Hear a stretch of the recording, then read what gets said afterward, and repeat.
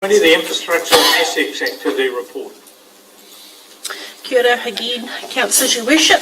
The report is quite detailed, so just at the very highest level. The team have been busy focusing on BAU but also continual business improvements. There's still a lot to do, but we're starting to see some benefits of the work over the last 12 months, and some of those things are a reduction in reactive work. So we are starting to see that we're moving more into the plan space, less complaints, less calls, if you like, reactive jobs. The risk profiles within this report have changed in a number of areas. We may have had red or amber, so they are now showing as green, and as we go forward we will reset all of those once we do a risk review. Some big milestones today, obviously, the shareholders agreement and the constitution. The certification received for Hood Aerodrome, which was last week. The temporary library fit out, which is almost ready to go. And for me, the big ticket item really is the CBD infrastructure upgrade, because that has been an org-wide piece of work. Numerous people have been involved, and we managed to get to the market as per a deadline. So very pleased in that regard. And I'm happy, I will take the report as read, and I'm happy to take any questions. Okay, questions from Maz. Councillor John. Hi Maz, thanks for that, really comprehensive report. Just a couple of questions. I'll just reel them because they're pretty straightforward. I see we've got some more work that needs to be done at Masterton Castle Point Road that's really urgent, and we've applied for subsidy, but we don't know whether we've got it or yet. I just wondered how sure we are that we will get that though, because it's a big piece of work and it's additional to what we've done already. Are we confident that Wakakotahi will come to the party? Kane's not here. Maybe you could get back to me on that one. The other thing is too, I notice in here that it says that the water meters are complete. Yes. Is that even the difficult, hairy, audacious, shared ones? Yes, pretty much. Well, for those ones there, people can request a new one, and so now we're in the phase of, as people ask for something to be done, we do it. We have done all the planned stuff. And just seems to have jumped quickly lately to the end, which is terrific. Okay, so that's good, and I'd like to thank your team for a response to a query I had on a shared meter problem down a driveway, and you guys were there the next day. Yes. So thank you for that. Okay. And the other question I have is, Cashmere Oaks, you talk about the water pressure. That's been a problem for a long time. Haven't we, Gary? We've got a few people there. Are you thinking that the work that's going to be done will...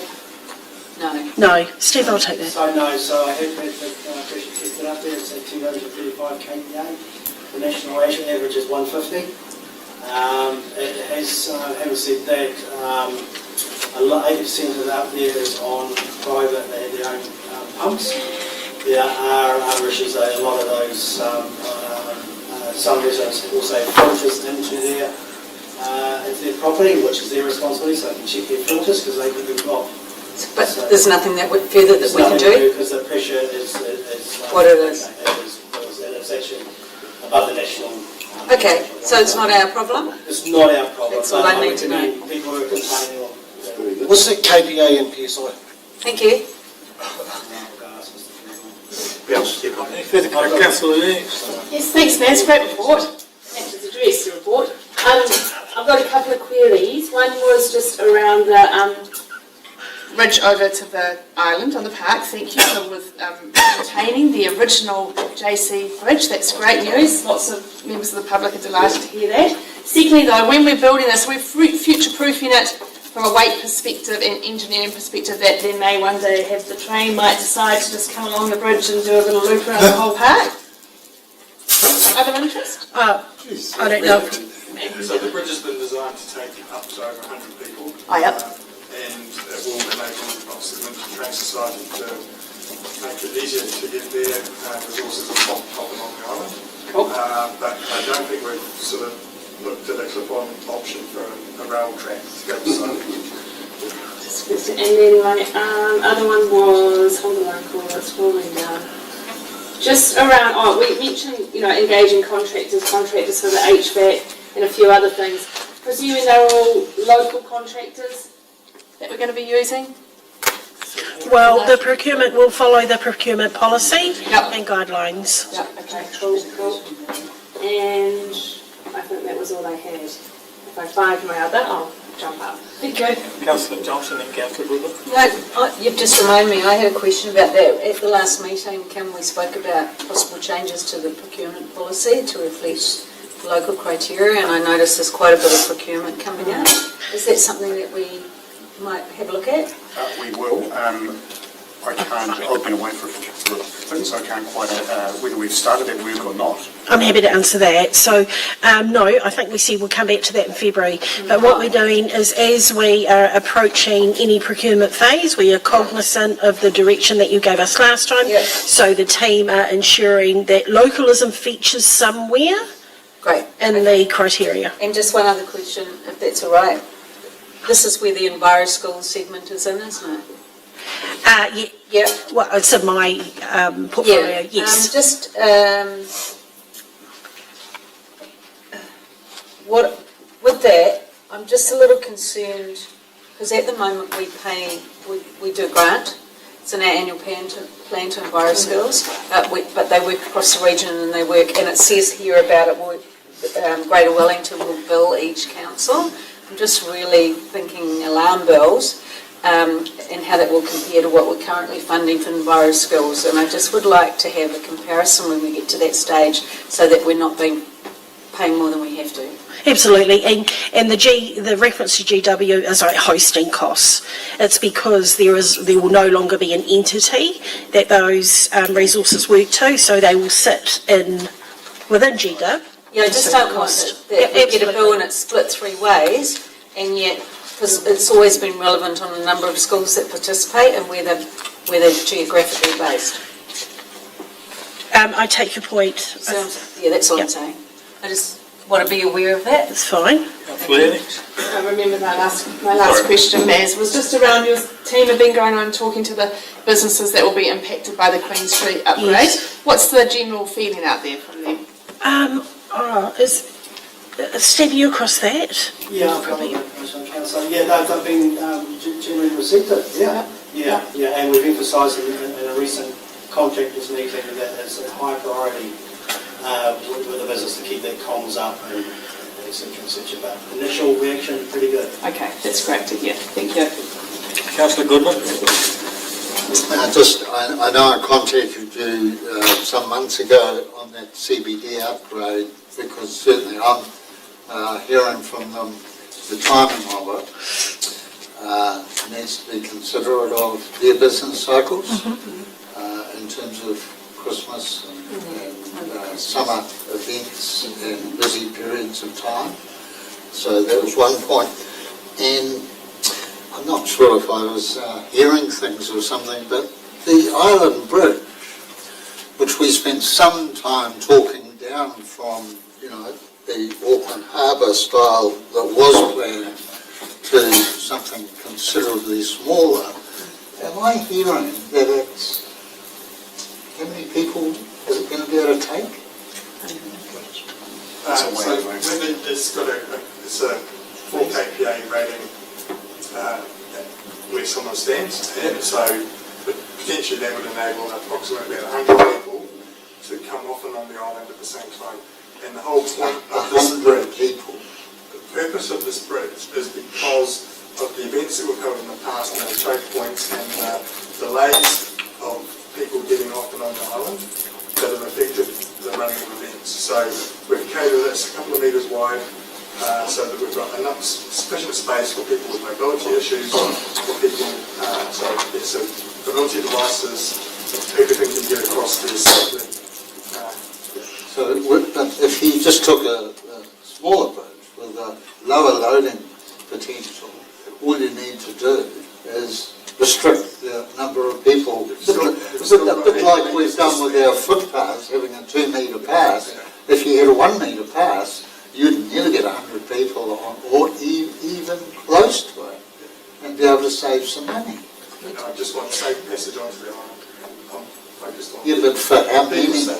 If we haven't railed. I'm not saying that there's going to be 100 people, but it's got the capacity It's designed for They that. take a quad bike and a trailer to help that miniature train. Yes, but that tells me it's over-engineered. No, it's not. Have you ever been to Halloween But the night? engineer, the project has been scoped up as per the LTP and the annual plan, so that is being progressed with. Let them walk on water. Okay, any further questions? Yep. Councillor Bowe, then Councillor Nelson. Can I ask a question about who's that on this? Yeah. So I see we're making real good progress, okay? And our roading will be done sometime in the future, correct? Yes? Yeah. So when we've got that roading done, what are our timeframes? Because if someone wants to build a hangar, are they going to be able to put a peg in the ground the day after, or are we still working through the complexities of sizes and stuff like that? So we agreed that we would bring back, that we would workshop with the new council all things hood, including the investment discussion that we had a month or two ago. So we would hope to do that before Christmas. Yeah, I just think, because I know there's people who are busting their bunnies to get down there and crack on. We're moving as fast as we can, councillor. One other question around the waste minimisation thingy. Are we locked into actually doing this organic waste collection? No. So what we're saying is, the study has been undertaken. We've got the report, some interesting findings. We need to absorb that ourselves and work out, is there merit in a pilot? And if there is, we would bring that back to you all and we would workshop what that might look like, how much that might cost and so on. But we've only been part of the study. There is no actual physical It's nets. just, there's some anecdotal evidence that the cost of this is massive per tonne of carbon saved versus the realities. Yep. Councillor Nelson, then Councillor Lennox, then Councillor Goodwin. Thank you. With the water infrastructure, it's good to see we've got green lights on pretty much everything. Congratulations, we clearly run our water really well, so well done. And just a couple of things around the town hall. It's gone to amber. What's the reason why it's the status of amber at the moment around the town hall? Resource consent for demolition? Just give me a moment. It's on page 229.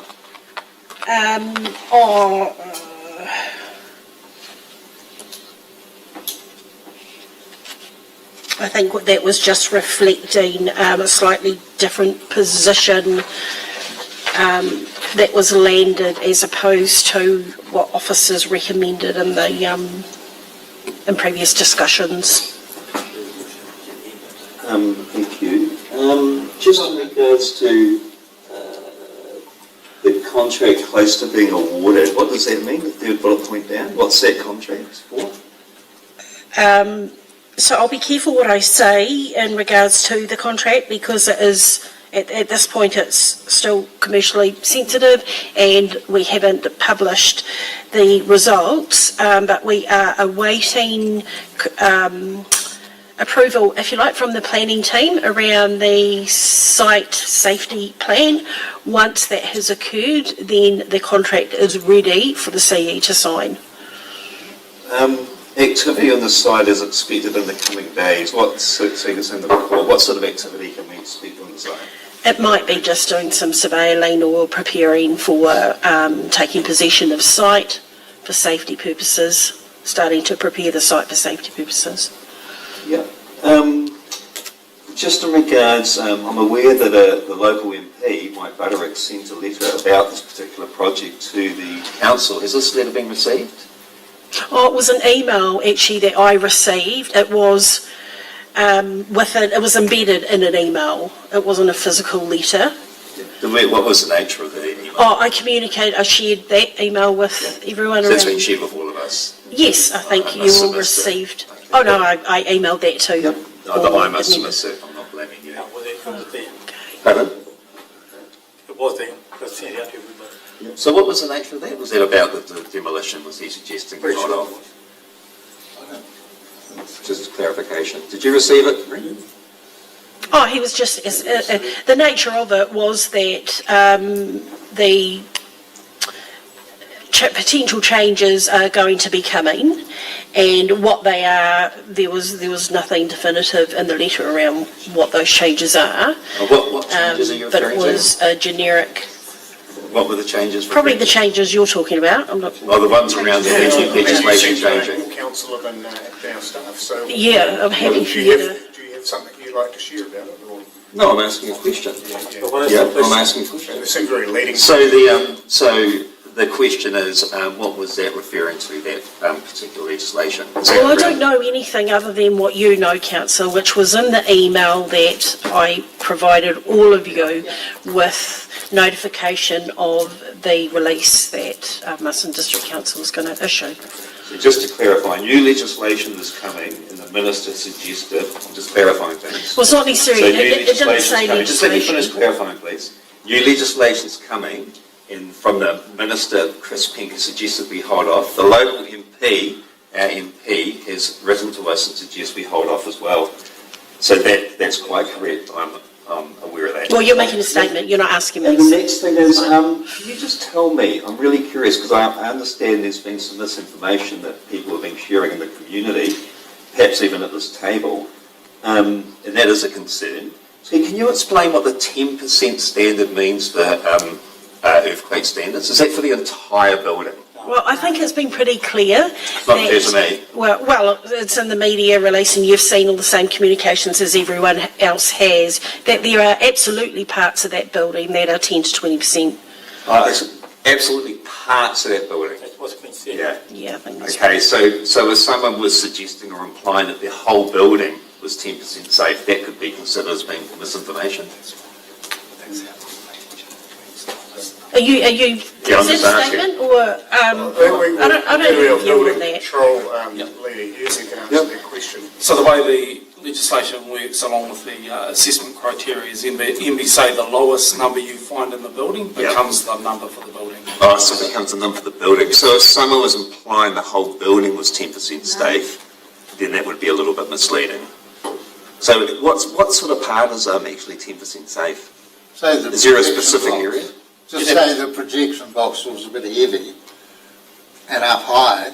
I mean, these questions are silly, councillor. Well, sorry, what was that? These My questions are silly. The question that you're asking is very leading, it's very condescending, and They're silly. it's very acceptable. Hang on now, come on. Yeah, you mean the destruction of one of my iconic buildings, asking questions around No, that the silly? way They you might be pose- silly to sorry, the you, way Steve, you but pose they're not the silly to questions, me. councillor, the way you're posing the questions is very leading. The way you're doing it is politicising. No, I'm not. I don't need this, but I'm just making it really clear that the Minister of Infrastructure has made it clear we should hold off. That's not silly. Our local MP has written to us, that's not silly. Suggested. And someone at this table is constantly suggesting that the whole building's 10% safe. That's Never said the whole building was 10%. I have never. Was I referring to you, Gary? Yes, I know you are. Okay. To me. Yeah.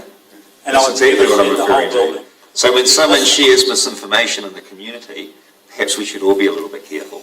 I have said that there are parts of that building structurally which are 10%, What parts? and as low as 10%. How much? Doesn't matter, any, Which parts? Could be a cupboard. it is huge, it is hugely low. So a huge part of the Then we building just is sit down, 10% safe. please, you're playing political games, I'm sick of it. I'm just pointing out the I know the election's shortcomings. coming up, and I I'm know you're pointing trying out to the make a short. point. I'm pointing out the shortcomings in your argument, Oh, and I think it's incredibly because you're misleading. reading into the argument, and also... Pointing what out the I say- shortcomings of my argument. Point them out to me. Pardon? Point out the shortcomings of my argument. You got that email like the rest of us did, and so did Goodwin. I've got it right No, here. let's not go, sit down, Tim, please, we've had this discussion, and we can have this discussion offline if you like, but the point I would make is that the Minister actually didn't demand anything, he just suggested that council should hold off, and so did Mike Butler. And we There was listened. no saying, hold off, and the point has been made time and again over the last week that it's not only the 10% that we're talking about that while we're demolishing that building, it's because that building is a dog. It's a dog. It might be a dog to you, but it's not to me. It's is- one of our in most terms iconic Listen, buildings, in and we're terms going to of- destroy it because it's not fit for purpose. You've lost the vote. How many times have you brought this up round the council table? And you've lost I'll bring it up every time. again and again and again. I'm happy to take And shame on us as a any council. other questions Yeah, about anyway. the infrastructure and assets group report, if there are any other questions. Yeah, thank you. Any other questions? Councillor Goodwin? Yeah, just, what's the budget on the Island Bridge? Because it started at 320, and then my recollection, well, no, you tell me what your budget is before I say what we thought it was. Okay, so the long-term plan set aside 182,000. And what's your budget for your Now, council? since that time, the change in market, obviously, because it was for the long-term plan, which is almost 3 years ago now, the tender processes have come in. It's a few years away now. So the recent tender process has identified a big contractor. I can't get into too much because of the commercials around that, but we're looking to. Could you give us a gut feel for what? No, because there are probity issues around that. It's going over 182. Is that fair? The current market will have it coming in over 182. Thanks. Thank you, Matt. Welcome. The only other thing, Gary, I might keep this going, but you with your raving on about 10%, that is politicising outright, black and white. So don't you go for it. Councillor That's Goodwin. just bullshit. I'm very comfortable, Councillor Councillor Goodwin, I have said right through that there are parts of that building which are 10%. I've heard you, But Gary. the words I've You're used is Gary. low as 10%. That's about That's not how you've said And it. so, it doesn't, I mean, we Well, know you you criticise two, things, Gary. we know you two are playing games. The rest of us, look at it, we all know that. Yes. And So so do you. I'm sick and tired of it, Brett. And we'll just see where the public go on it as well. Okay. I'm sick of some So I'm silly moving the sayings. recommendation of the infrastructure and assets activity report. Is it second it? Seen it, Councillor Holmes, all in favour, please say aye. Aye. Thank you very much. We now move to the councillors' reports. Any councillors' reports? Yeah, I'd Councillor. just like to give a quick report on the advisory group. We had a wonderful meeting here about the spatial planning, and it was delightful. It was 5 guys from the rural area. They come up with ideas, and it was brilliant. I'd just like to thank them publicly for doing it all, and I'd also like to thank the staff as well. They were brilliant. It was very good. Thank you very much, Councillor Holmes. Councillor Evans. Thank you. I'd just like to wrap up a little report on the 2 groups that I've been assigned to over the last 3 years. One is Youth Council, so excellent that they came to present to you today. This is a really active group of very clever, intelligent, inclusive, diverse youth of varying ages, right from sort of 13 up to early 20s, and they certainly throw their weight around and getting involved in the community, but also, you know, they're getting trained around governance and strategy, and it's great that they've got that avenue to build upon their governance skills for later in life. And secondly, the Refugee Steering Committee. So when I first was assigned that job back in 2022, the group was very much just still around supporting the people when they got here and getting them settled. Where the direction's now changed as we've had more refugees arrive and they've upskilled themselves, we're now still focusing on that real importance around integration and being part of this community. So a lot of these people are now setting up their own businesses, they're going to university, you know, so the goalposts have changed for them, which is great. So I still see there's a real need for the group. There's a lot of input from central government, and we do need to have that collective voice. But where it heads as we continually progress as a community in this area, it will be interesting. But yeah, there's definitely been some huge growth for these people, which is really awesome. So thank you. Thank you very much, Councillor. Councillor Bay. Just a quick one. On Saturday, went to the Masterton Community Group, myself, Stella. David Holmes was an apology. They're actually pretty happy out there. They'd like it graded to go up the road a bit more often. But also the retaining wall that's gone in by the power pad, they're really impressed with that. There's a brand that council are doing it. Also, I believe council have allowed one of the residents to be able to clear some sand at Sandy Bay, and they really appreciate that too. So, yeah, pretty happy bunch of people out there. So. Oh, that's That's good news. Thank you very much, Councillor Mayor. Yeah. Any further discussion? No further discussion on councillors' reports. We don't have a seat. Do we? So it comes now to just finished with the Mayor's report. I'm just going to quickly this is the last council meeting of the triennium, and I think we can look back on a pretty successful 3 years. It's been challenging, but as Mayor, I've got to say that I take real pride in the fact that we have delivered on all the major projects that we set out to deliver on. It hasn't come without some feisty debate, and we've had feisty debate again here today, but at the end of the day, we've made decisions which I believe are the best for the ratepayers, and the majority of the council believes are best for the ratepayers, and I think that's what we're here to do. I believe we've moved Masterton forward in a very good way. I want to though today just to pay particular tribute to staff, to Kim and the staff that work under you, Kim. I think we're very fortunate here in Masterton at the calibre of staff we have, both in the senior management team and below that. I know that when at mayoral meetings I've been to, we're pretty much the envy of all of our other councils with the calibre of staff we have. And it's been a really difficult year for staff in the sense that we've had the local done water, done wells, got the resource management acts, we've got all sorts of things being thrown on us. And staff have to deliver and on that, and I think they've done exceptionally well. So thank you so much to all the staff. The councillors, I thank you all too. I mean, all but one of us, I think, are standing in some form again, so best of luck in that regard. I think we've had a good council, we've had a progressive council, we've made a lot of progress. There'll be some who will argue, of course, that we've made decisions they don't like, but I mean, that's democracy. When things go to a vote, you either win the vote or you don't win the vote. It's pretty simple. That's what this round this table is all about. And it was good yesterday to go to a meeting at Lansdowne Arvida Estate, and Stella was there, and Craig and Bex were there, and there were so many complimentary remarks on how this council's performed, and I'm getting that a lot from people, and so I really do appreciate what you've done. It's not an easy job. It's not a job where you're forever going to make decisions where everybody's going to be happy with, or everybody around this table is going to be happy with. But at the end of the day, it comes down to how many votes you can get, and if you lose, you lose, and that's the way it works. I'd also like to, because this has been telecast live, to thank the community. I personally have gone out of my way, and I know a lot of other councillors have this year, to meet with people. I've had my weekly mayoral meetings over in the Queen Street offices.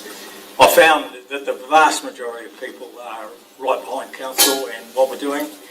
I've had absolutely no face-to-face abuse from anybody. In fact, I found it a lot harder around this council table than I have with the public in terms of criticism. It's been really good, and I think even if people don't agree with you, they at least accept the fact that you're working hard for the betterment of the council, and I know that's what everybody around here is doing. So thank you to the community for the way that you've supported us as well. But it has been challenging. It's been a tough 3 years, but I believe honestly in my own mind that the next 3 years are going to be even tougher. There's going to be a lot of government decisions which we're going to have to deal with then. So it's going to be a tough 3 years coming up, but I just wish all the best to all of you who are standing. And to our two iwi reps, thank you so much for what you've done. It's been great to have you around the table. I think our relationships with iwi have never been stronger. And if I could make a special mention of somebody, Marama, as our first Maori Ward rep,